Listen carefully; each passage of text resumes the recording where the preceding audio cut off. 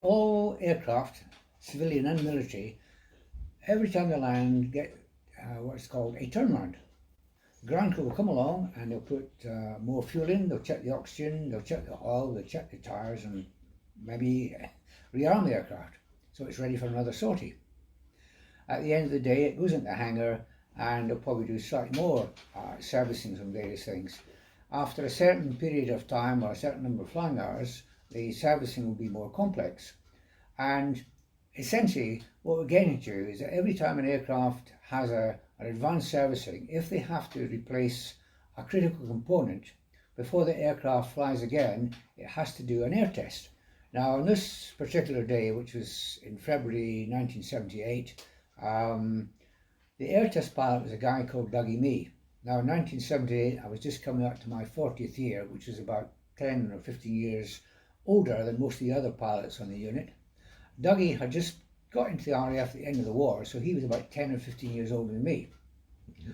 So we went off to do this air test on what was called an air-fuel ratio controller. Mm-hmm. Particularly in a military aircraft, you have to slam the throttle open on occasions to get maximum power as soon as possible. But if you do that when a jet engine is idling, it tends to, a bit like flooding a carburetor on a car. So the air-fuel ratio controller measures what speed the engine is doing, feeds in more fuel than it slightly needs, so the aircraft engine accelerates. Mm-hmm. And then it keeps going like that until you get the maximum power in the shortest possible time. Mm-hmm. So we got airborne, nice day, climbed up to something like 35,000 feet and slammed the throttle. Now, at that point, you had to time it. If it was in a certain toleration of seconds, it was okay. If it was outside that, it was not serviceable. Yeah. Well, on this particular day, it was okay, but only just. It was in perhaps a second or so what the minimum time should be. Okay. So that was done. Came back, and on the way back, we were over probably somewhere like Snowdonia. And it's a beautifully clear day, and I said to Dougie as we descended back to Valley, I'd like to practice a forced landing into Mona. Mm-hmm. Now, practice forced landing was, we taught the students this, it was like a judgment exercise. You put the engine back to idle, mm-hmm. You saw where the airfield was, and you maneuvered the aircraft in a glide, the engine idle, virtually no power, okay. And you went round the airfield to arrive at certain critical heights so that when you turned onto the runway, you could select the undercarriage down, yeah. And you select the flaps down, and you could land on the airfield, and therefore, if you hadn't had an engine, you'd stop okay. Within the required distance. Yeah. So on this day, coming back, I said to Dougie, okay, I'd like to do a practice forced landing, a PFL as they called them. Mm. So we said okay. So we bugled up Mona. He said, yeah, you're clear, there's nobody in the circuit. And so we arrived over the airfield, roughly about 5,000 feet. We then turned downwind, keeping the runway parallel to us, and you could estimate, you could look down at the runway and go, okay, I'm too close, mm-hmm. or I'm too far away. And so you adjusted your flight path yeah. to keep yourself in the ideal pattern. Mm-hmm. You then turned on to finals, you selected the gear down by then, and by the time you turned on to finals, you were probably something in the order of about 2,500 feet. Mm-hmm. As you came round, you reckon now you're going to make the runway. In reality, what you were doing was aiming for about a third of the way down the runway, so that you could stop or perhaps take the barrier at a few, not very fast. Okay.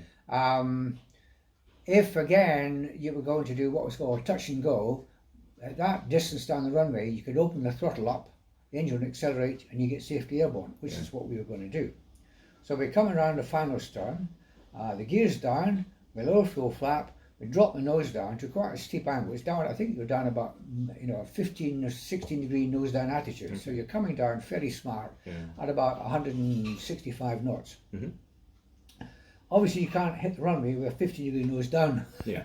So at a suitable height, you then ease the stick back a bit, so you're not quite such a nose down attitude. Yeah. Obviously the shallow attitude means your speed is bleeding off, mm-hmm. and you're probably coming back to about 150 knots, and then just before you touch, you ease the nose up again, and you touch on the main wheels, and the nose wheel goes on. Mm-hmm. At that point, you open the throttle to get airborne to return to Valley. Well, I opened the throttle up, and the engine went up to about 80% and stayed there. Right.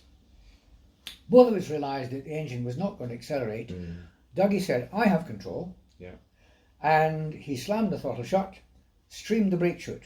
Now the brake chute comes out at behind the tail, retards the aircraft speed, and you come to halt. Yeah. Well, the brake chute didn't come out properly, it just blah. Right. It didn't deploy anyway. Yeah. And we're still doing a good 100+ knots. And Yeah. the runway at Mona, I think, is about 5,000 feet. We touched down about 1,500 feet in. So we're rapidly running out of ideas. Yeah. And we're obviously going to take the barrier. Well, we hit the jet barrier, which is like essentially it's like a big football net, big mesh, strong cables, a big metal cable at the top. And so if you shout barrier, barrier, the air traffic the barrier will go up instantly. Okay. Well, we took the barrier at about 100 knots. It's a good 100 miles an hour. Right. And that should have brought us to a halt. Well, the aircraft, it was like jumping through a paper bag. It went straight through the mesh. The tail fitting caught the top cable, which is a big heavy metal cable. Did two things. One, that pulled the jet barrier up out of the concrete stanchions. Right. And secondly, it actually raised the nose, so we actually almost got airborne again. Okay. And then, having done that, the aircraft slammed into the ground. And this is very fortunate because it slammed into the ground, but it didn't break up. It didn't capsize. It didn't do anything intentionally dangerous. And then we just hit this. Well, it's the boundary of the airfield. It's like a low bank. It's made of earth and stones with, I think, a fairly small fence and hedge on it. Yeah. But as we hit that, the nose wheel hit the bank and collapsed. Now, in the NAT, the undercarriage, when it retracts, the nose wheel is actually underneath where the rear pilot is sitting, which was where I was. Yeah. And the force of this nose wheel collapse punched into the bottom of the aircraft, and I'm sitting on an ejection seat. Now, this ejection seat was guaranteed to work if you're on the ground doing 90 knots, which is all about 100 miles an hour. So if you're on the ground doing 90 knots and you pulled either ejection seat handle, you could get away. The aircraft would, obviously, whatever would happen to it, but you'd be parachuted into the air, the parachute would deploy, and you'd be safe. Yeah. Okay. The ejection seat had two handles. If you got time, the top handle, if you pulled that, with slight delay, the canopy went and you went out. If you pulled the bottom seat handle, you actually went through the canopy. Now, what I'm getting at is that when the nose wheel collapsed underneath the aircraft, it punched into the bottom of my ejection seat, and it actually pulled or tautened the ejection seat handle cable. Okay.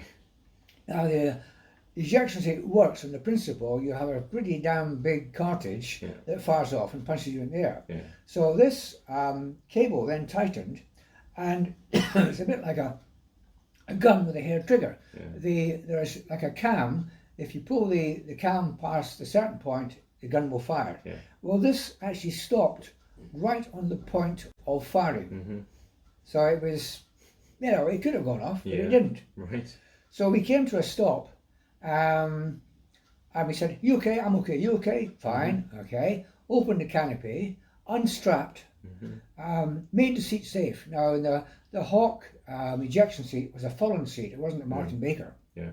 And to make that safe, you didn't have pins. You actually had a handle with a red knob on the end of it. And if it was stuck in the back of your head, it meant your seat was safe. If you pulled it to the side, it meant the seat was live. Well, I pulled it around and put it behind my helmet, unstrapped, and stood up on the seat. And they say this seat was on the point of firing. I didn't know that. So we got out and walked away. Thought, wow, that was interesting. And it was only later when the ground crew said, "Hey, you were extremely fortunate there. That seat could have fired in the air with no parachute."